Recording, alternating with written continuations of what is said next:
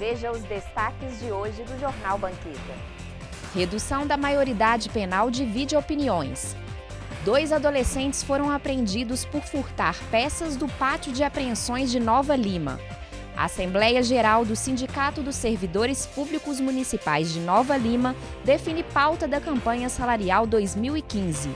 Veja agora, no Jornal Banqueta.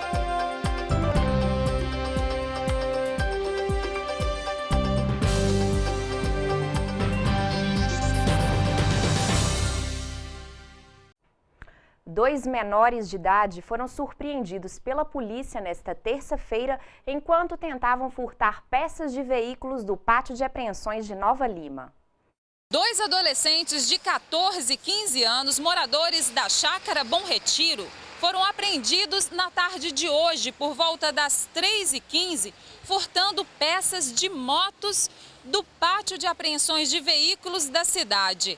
Há informações de que esse tipo de crime é comum e tem sido muito praticado por menores. A gente recebeu a denúncia via rede de rádio da Guarda Municipal, aí fomos até o local verificar a situação e eles foram presos em flagrante, desmontando as motos que se encontravam no interior do pátio, roubando as peças. Esse é tem sido um crime comum na cidade? A situação tem sido corriqueira aqui em Nova Lima, bastante peças estão sendo encomendadas por indivíduos aí eles colocam os menores para roubar, né, no interior do pátio. Encontramos farol, painel de motocicleta, setas, guidão, bastante peças, especificamente de motos mesmo. Eles vão ser ouvidos aqui, encaminhados para a autoridade policial e vão ser ouvidos.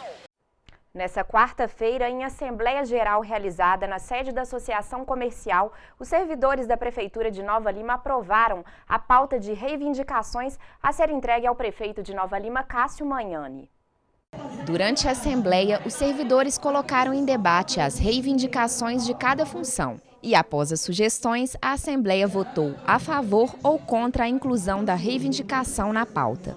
Para os servidores, a participação efetiva é fundamental para a construção de uma pauta que seja produtiva para a categoria. O saldo da pauta foi bastante positivo. Eu acho que a gente deve pedir um pouco a mais, porque realmente na hora de pesar no jurídico, é ponderado realmente aquilo que realmente vai ser efetivo para as categorias.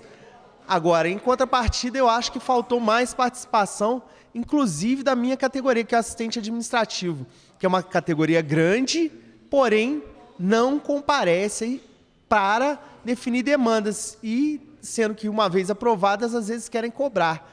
A participação do servidor na campanha salarial é fundamental para qualquer resultado, qualquer saldo dessa campanha. O papel do sindicato, vem trabalhando, vem ponderando nas duas partes de empregador e empregados, no nosso caso servidores, e eu acho que vem desempenhando isso de forma tranquila e eficiente. Foi bastante produtiva todas as questões levantadas aqui para serem levadas, né, ao prefeito. Espero um saldo positivo, né, de tudo que foi levantado aqui para satisfação de todos os nossos servidores. Achei muito produtiva porque abriu um amplo debate e no ponto de vista, assim como foi na primeira pauta, foi colocado, né, por parte do servidor pontos importantes e hoje realmente foi o que realmente iria para a pauta. Então houve muita discussão porque cabe ao sindicato trazer com muita clareza o que realmente também a lei pauta. Porque muitas das vezes o servidor ele pede, mas ele desconhece o sentido daquilo ali. Então tem que ter um amparo legal para não se tornar uma pauta muito cheia, muito inchada e atrapalhar realmente os objetivos que é alcançar realmente benefícios para o servidor. Achei produtivo. A presidente do Sindicato dos Servidores Públicos Municipais de Nova Lima, Érica Fernanda, cita os principais temas inseridos na pauta de reivindicações. O primeiro é o reajuste salarial de 10,5%. Que inclui 7,24% da inflação, né, o defasagem da inflação, mais uma porcentagem de 3,26% de ganho real. Nós pedimos também a redução de 50% dos cargos políticos, né, enquanto tiver nessa situação da Lei de Responsabilidade Fiscal. Pedimos também a redução de 30% no salário dos prefeitos, vice-prefeito, assessores gerais, secretários, a reabilitação profissional, que isso é muito importante, e a redução de jornada de algumas categorias. Érica explica quais são as próximas etapas da campanha salarial. A gente entrega amanhã, aguarda uma resposta do Executivo. Nós temos uma assembleia já pré-agendada para o dia 18 de abril, que a gente espera a resposta. Logo depois a gente marca essa assembleia, apresenta a resposta do Executivo e vamos ouvir o que a base tem para falar, se concorda ou não com a resposta. E aí a gente apresenta uma contraproposta e encaminha novamente para o Executivo. O sindicato, mais uma vez, com muita responsabilidade, com muita coerência, construímos essa pauta juntamente com o servidor público. Estão abertas as inscrições para o curso gratuito de Informática Básica, Manutenção de Computadores e cursos à distância do programa Telecentros. Há turmas nos turnos da manhã e tarde. O curso de Informática Básica pode ser feito por crianças acima de 7 anos e idosos. As inscrições devem ser feitas até o dia 23 de março, nos Telecentros digitais. Mais informações através do telefone 3542-3839. A seguir, redução da maioridade penal de videoopiniões.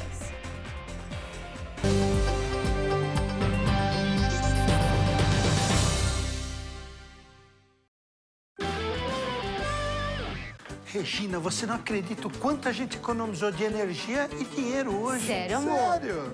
Eu vi aqui que se a gente mudar o chuveiro do quente pro morno, a gente economiza um montão, mãe. Eu também, meu banho super rapidinho, viu? Morno, né, Gabi? Lógico. Eu também. Você tem que economizar no tempo agora, né, Beto? Então quem mais economizou aqui foi o patrão, ó, que nem banho tomou hoje, né? Consumo consciente de energia. Use o bom senso. Governo Federal. Minutos.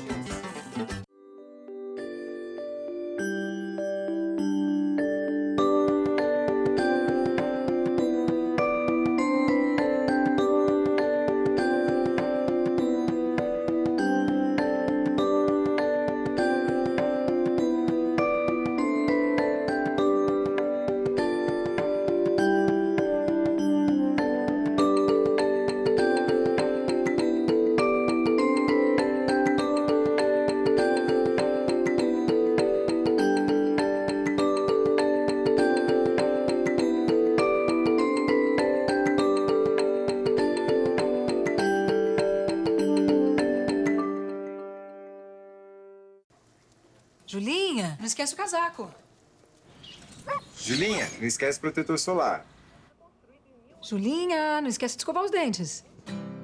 Você que está sempre se lembrando de proteger sua filha, não pode se esquecer da vacinação contra o HPV para meninas de 9 a 11 anos. Ela previne o câncer do colo de útero, que afeta 15 mil mulheres todos os anos. Procure uma unidade de saúde do SUS ou fique atenta ao período de vacinação nas escolas. Vacinação contra o HPV, proteção para a menina, saúde para a mulher.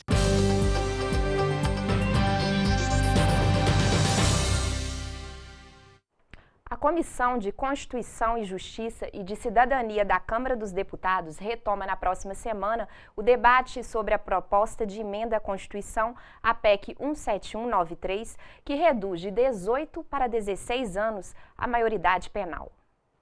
Nós tivemos na Comissão de Constituição e Justiça a discussão desse problema da redução da menoridade penal.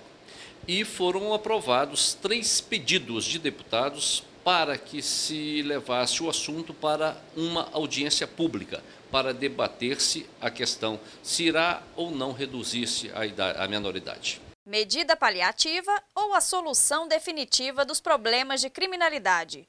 Como você vê a redução da maioridade penal? Eu sou a favor. Por quê? Porque eu acho que com 16 anos, um adolescente já sabe o que faz. Sou a favor. Por quê? Porque hoje em dia, menores de 16 anos aí que está tendo mais crime. Eu sou a favor, desde que obedecido o ECA em alguns requisitos que são exigidos para a questão do adolescente. Sou a favor. Por quê? Porque se o menor pode votar, ele tem o direito de ser preso também. A favor. Por quê? Porque as pessoas, sabem, menos de 18 anos, elas já têm consciência do que está fazendo. Eu sou contra. Eu acho que deve ter uma penalidade para o menor, para ele estar ciente do que ele fez, né? Acho que está bem perto da maioridade, né? E acho que pode responder sim. Quando a pessoa vai presa ou então ela vai para um juizado de menores, ela tem todo acompanhamento, né? Então eu acho que isso não atrapalharia nada não. Talvez ajudaria até na educação. A polêmica divide opiniões em todo o país. Em Nova Lima, autoridades apresentaram seu posicionamento. Tem seus pontos favoráveis e tem seus pontos desfavoráveis. Nós vivemos, de fato, o Brasil vive, de fato, uma insegurança muito grande, com envolvimento direto de adolescentes em crimes bárbaros. A PEC, por si só, simplesmente reduzir a menoridade sem essa infraestrutura adequada para recolhimento de presos na faixa de 16 anos, certamente vai trazer transtornos muito grandes para a sociedade, vai ser praticamente um tiro no pé que a sociedade vai estar dando. Eu tenho uma opinião, né, muito clara em relação a isso, só que essa opinião não é a opinião da instituição Polícia Militar, é uma opinião pessoal minha, de quem é bacharel em Direito e de quem trabalha com criminalidade e violência. Nesse posicionamento pessoal, eu sou a favor da redução da maioridade penal. Por quê? Até mesmo porque o nosso Código Penal é de 1940. Há muitos anos, a maioridade penal é aos 18 anos. Mas os jovens de hoje, de 17, 16 anos, não são os mesmos jovens de 1940, dos anos passados. Então, a sociedade evoluiu, mas o jovem hoje é um jovem mais capaz, de um modo geral, inclusive para cometer crime. O juiz titular da Vara Criminal Infância e Juventude de Nova Lima, Dr. Juarez Moraes de Azevedo, apontou como possível solução do problema um Código Penal que não entrou em vigor. Eu acho que o Código de 1969, Código Penal, que não entrou em vigor, ele resolvia essa questão. Ele aceitava a diminuição da idade, entre 16 e 18 anos. Mas o menor era obrigatoriamente submetido a um exame para ver se ele sabia, se ele tinha consciência ou não do ato praticado. Se ele tivesse consciência, ele receberia uma apenação. Se ele não tivesse consciência, ele não iria receberia uma outra medida que não uma medida de força. A promotora de Justiça de Nova Lima, doutora Elva Canteiro, também expressou sua opinião quanto à redução da maioridade penal. Sou a favor da redução da maioridade penal desde que o Estado dê meios de executar, mas não executar o adolescente, entendeu? De executar a medida socioeducativa aplicada pelo juiz. É preciso que se construa centros de recuperação, onde o adolescente infrator receba a medida socioeducativa e essa medida seja efetiva, através da educação, da escola, do estudo, tratamento psicológico, se houver necessidade, psiquiátrico, porque muitos deles são doentes. O crack, a droga já acabou com a saúde mental deles. Para o Conselho Tutelar de Nova Lima, a redução da maioridade penal não é a solução para o problema da criminalidade. O Conselho Tutelar, como um órgão de garantia de direito de criança e adolescente, ele é contra a redução da maioridade penal. Até porque a Constituição ela considera o adolescente como inimputável. Sendo assim, não tem como a gente ser a favor, porque aí nós estaríamos violando o direito do adolescente. Constitucionalmente falando, essa é uma causa pétrea, então ela não vai ser aprovada pelo Congresso de forma alguma.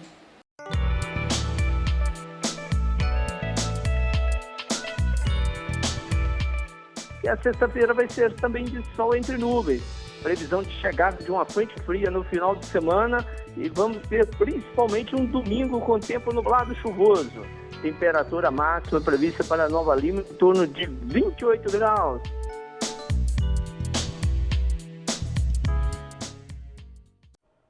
O ciclo econômico no Brasil e a relação com as manifestações ocorridas no país no último domingo. Esse é o assunto para análise do comentarista econômico Tobias Kifuri.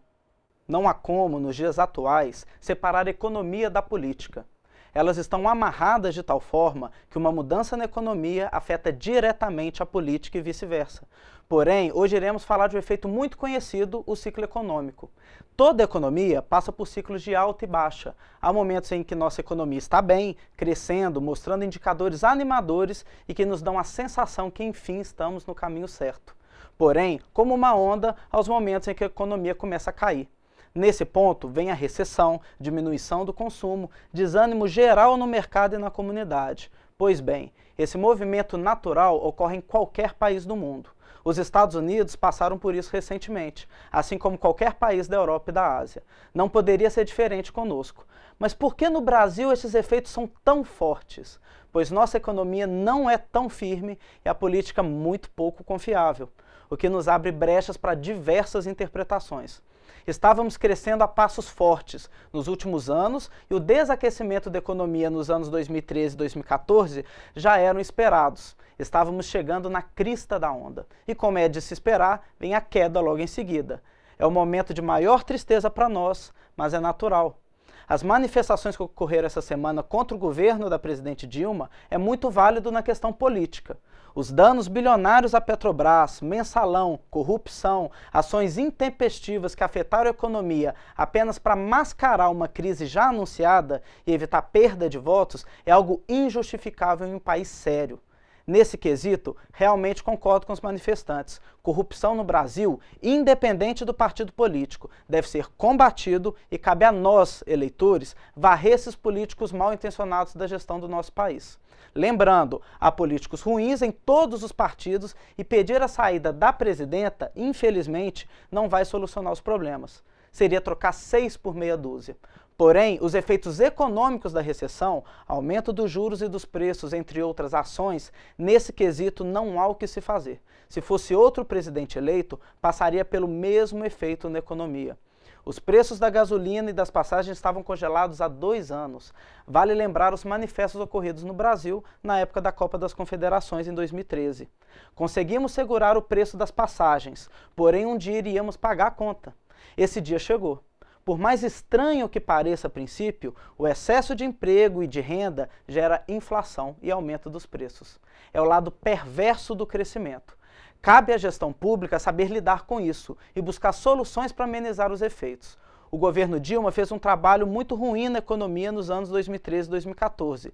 Deveria ter feito diversos ajustes não populares para conseguir manter nossa economia forte, mas preferiu pensar nas eleições de 2014. E com isso, pagamos o pato esse ano. Portanto, vamos separar as culpas. Manifestem sim pelo fim da corrupção e de políticos que não levam o nosso país a sério, mas não culpem a economia. Esse ciclo econômico, infelizmente, é natural. Para os mais nostálgicos, os anos 80 e início de 90 foram bem piores. Cabe aos empresários e principalmente à população saber lidar com esse momento. Se programem. O Jornal Banqueta fica por aqui. Você pode rever esta edição no site tvbanqueta.com.br. Fique agora com a reprise do Espaço Câmara e logo após no Cine Banqueta, Bruce Lee em O Voo do Dragão. Até a próxima!